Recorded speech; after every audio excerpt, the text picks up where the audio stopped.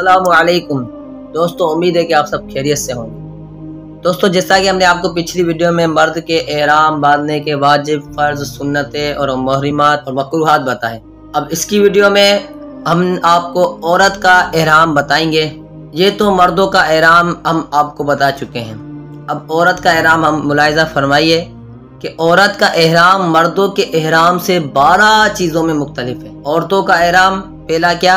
عورتوں کا احرام 2 چادریں نہیں بلکہ وہ لباس ہے جسے وہ عادت کے مطابق پہنے ہوئے ہیں، البتہ کپڑے پر خوشبو نہ لگی ہو، نہ ہی زعفران سے رنگے ہو۔ عورت کے لیے سر چھپانا ضروری ہے، ایک رومال اتنا بڑا لے کے سر کو باندھ لے تاکہ سر چھپ جائے۔ نامحرم کے سامنے اور نماز میں سر چھپانا فرض ہے۔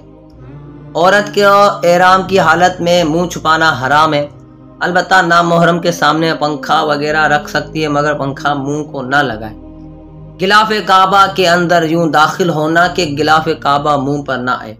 عورت لبیک بلند آواز سے نہ کہے بلکہ آہستہ کہے۔ عورت کے لیے گوند وغیرہ سے بال چپکانا جائز ہے۔ عورت کے لیے بستر وغیرہ اٹھانا جائز ہے۔ عورت کے لیے بازو یا گلے میں تعویذ باندھنا جائز ہے۔ عورت کے لیے دستانے، موزے یا اور سلے کپڑے پہننا جائز ہے۔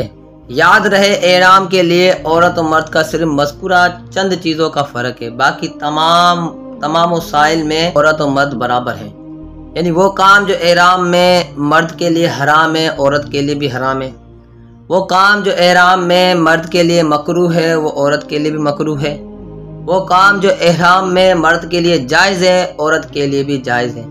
دوستو، امید ہے کہ آپ کو ویڈیو پسند آئی ہوگی۔ ویڈیو پسند آئی ہے تو لائک شیئر لازمی کرنا۔ اگر آپ ہمارے چینل پر نئے ہیں تو چینل کو سبسکرائب لازمی کرنا۔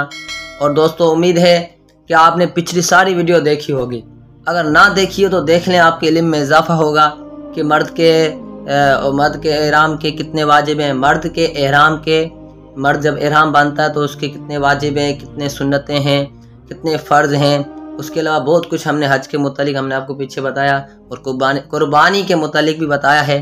اگر آپ نے ویڈیو نہیں دیکھی تو دیکھ لیں، آپ کے علم میں انشاءاللہ اضافہ ہوگا۔ جزاک اللہ خیرہ۔